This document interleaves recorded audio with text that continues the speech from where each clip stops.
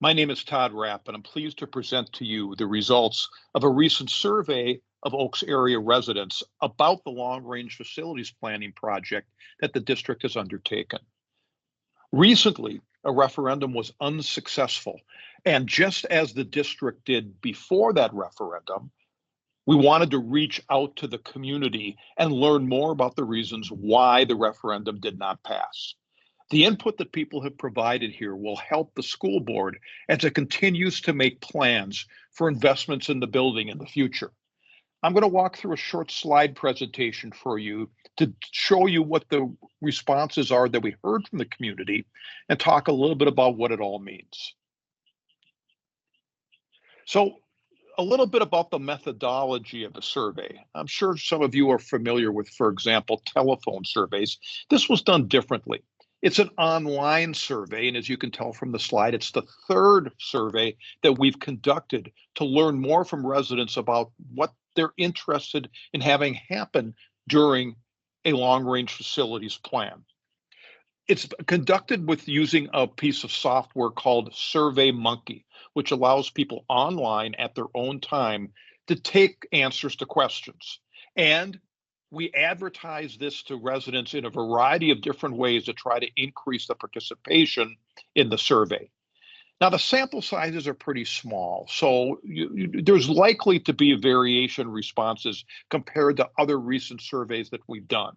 As a result of that, what we identify most often is the largest changes that occurred in questions that we've asked in previous surveys. If you're wondering why all of the responses don't total up to 100%, the reason is because we did not include don't know or prefer not to respond. So if you see responses that add up to 86%, for example, 14% either didn't have an opinion on that or chose not to answer that question. Now, 348 people began the survey and 270 of them completed it. That's an increase over what we had back in the December survey. We try to focus on the people who complete the entire survey in providing results during the slideshow. It's important to note that 240 of the respondents were parents of school-aged children in the Oaks district. 88 were non-parents. That ratio is not surprising.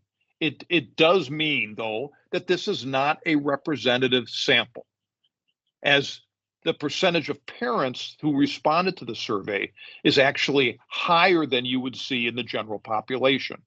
Similarly, based on age and the amount of time people lived in the districts, that they don't necessarily reflect the census data for Oaks. That's okay. What's also important to note, though, is that the respondents are self-selected. By that, we mean is that people who wanted to take the survey take it, people who don't want to take, don't take it, and that's fine. But again, that means that we typically do not get responses that reflect the census data for this area. More parents, more younger people, people who have lived here maybe just a little while longer. So keep that in mind when you're looking at the results here, that it reflects the people who responded to the survey, but not necessarily the entire population of Oaks. So our goals were to find out why people rejected or supported the referendum, whether residents are trusting the district's decision-making process, even though they did not approve the referendum. We want to talk about how residents want the district to approach capital improvements going forward and make the investments in the aging school. And we also want to understand how opinions have changed. But like every other survey, the results here aren't static. Even in the time since we took this survey, it's likely the numbers have changed in some way. People learn more about this planning, their opinions, they may mature, or in some cases, they may even change. So of the people who were surveyed, 79% voted in the March 2024 bond referendum. And of those who did vote, 47% said they voted in favor of it, just slightly higher than we saw from the community overall in the voting results. We asked those people who voted no what the primary reasons they voted no were. And on the right side, you can see what those results were. Look carefully at the dark blue bars, because the longer the dark blue bar is, the more important that factor was for most people. And the answer was that the tax impact was too high. That was the number one reason people voted against the referendum. The second most important reason was that they did not believe all of the plan needed to be done at once. And then other reasons, which were certainly part of the decision, that it wasn't the right plan, the building doesn't need investment, or they didn't understand the need, were part of that decision making. But the fact that the tax impact was too high and that we didn't need to do the whole plan at once were the two primary factors for people voting no, at least of those who took this survey.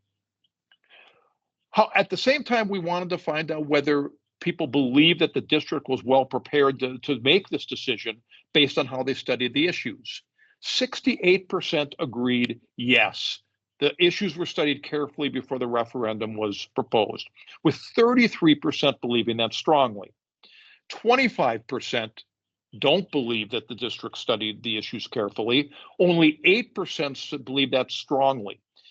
That means by a 4-to-1 margin, those people who believe strongly the district was studying the issues carefully exceed those who don't think the district was studying the issues carefully. As someone who does a lot of these surveys, what that tells me is that even though people did not support the plan that was presented, they do appreciate the process the district went through, and they do believe that the school board and the administration is trying hard to find the right plan. However, we broke that down to ask about 3 different levels of the distrust in the district's decision making. The answers are provided here are split between parents and non-parents. And remember that the parents group is far larger than the non-parents group here. Now, for example, in the first column, are the district decisions in the best interest of students and staff? Of the parents, 15% strongly agreed and 41% simply said agree. We saw a more intense and stronger percentage among non-parents, with 29% strongly agreeing and 29% just simply agreeing. Now, you see some numbers there in parentheses. That's the change from the previous survey. So parents were a little bit less likely to think that the best interest of students and staff were being considered, where non-parents were developing more intense opinions than we saw in the previous survey. As you can see across the board, there's a couple of unique things that have occurred here in the Oak School District that maybe we don't see in a lot of other rural school districts. The first is that the trust of non-parents in the district decisions is actually higher than trust in parents. And between the middle of the referendum effort and the end of it, we actually saw the support among the parents slip. That's somewhat surprising. And it probably indicates that parents, as they looked more and more at the plan, they were simply uncertain of whether or not this would be the best investment of money. Now, remember again, most people do believe the school board and the administration are doing a good job in looking at all the issues. So this isn't necessarily about a lack of confidence in the process, but rather there's some specific issues here that they want the district to look at more carefully.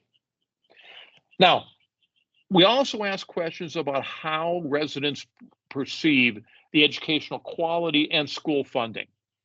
And the issue of how they would rate the quality of education. 56% of parents said excellent or good, and 60% of non-parents said excellent or good. On the question of whether adequate funding is received from the state, they were relatively weak results in terms of agreement, with 30% of parents saying they agree and only 24% of non-parents saying that. On the other hand, as you can tell from the disagree numbers, there are certainly a lot of people who said they don't know. They're just uncertain right now whether or not Oaks is getting the full support they should be getting from the state. But on the question of whether or not the school provides healthy and safe spaces, 76% of parents agreed and 80% of non-parents agreed that we've done a good job. So they know the school's aging, but they do think the district's been doing a good job of continuing to provide the healthy and safe spaces. In terms of looking ahead for another referendum down the road, we gave residents several choices as to how to approach that. And 70% agreed, let's get to the right plan rather than picking a date immediately. You can see that there was some division among the other responses that they could have picked, but that's a pretty strong number. 70% agreeing that it's more important to get to the right plan first before you pick a date. That's very good advice for the school district. And looking ahead at the question of the merits of a single referendum plan. The question we ask there is that whether or not the district should be focusing on completing the highest value capital improvements all at once rather than in multiple phases. As you can tell from the pie chart, residents were pretty well divided on that. 33% said a single plan should be an important consideration as the district develops a new plan. 16% said that's a good idea, but they wouldn't call it an important consideration. And 20% said disagree that you need to make all these investments at once. And this is really just it's an economic question more than anything else, because every time you start on a plan, there are certain investments that you have to make in design, as well as deconstruction of current parts of the school, and then replacing those parts with how you're renovating it. Interestingly here, a third, or roughly a third, I should say, 31%, weren't sure how to answer this question. They still want to learn more before deciding. So here's the takeaways that we've advised for the school board and the administration to consider. First of all, you strongly communicated the goals of the referendum plan, and you demonstrated that you completed the research necessary to propose a good plan. The second is that the tax impact of the March referendum was likely the biggest factor in its rejection. And trust in the school and the board's fiscal responsibility declined. That's probably a reflection of frustration over the size of the tax impact. That may just mean that the community wasn't expecting as high a tax impact as was presented, or it may mean that they didn't quite see the value in the investments being made given the tax impact. And additional research into the community's views, as well as just people providing their opinions as continued planning occurs, will help us discover what's the most important factor there. A third takeaway is, why should we be making all these investments at the same time? Is a very critical question for residents. And I think people understand, for example, they're thinking about remodeling their house, or maybe they're repairing their car, why often it makes sense economically to invest in multiple improvements at the same time instead of spacing them out over time. But it's a good topic for the community discussion.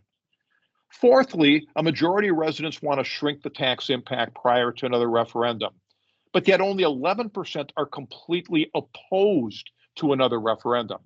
In other words, show us what you got. Work on the plan a little bit more and give us something else that we can consider. And then finally, respondents are not as worried about the timing of capital improvements as they are about making sure that the right plan is in place. From there, in the state of North Dakota, you can pick an election date which is best for the community. So with that, I hope that was helpful. And if you have any questions, please contact Anna at the school district, and we'll try to get you the response based on the survey.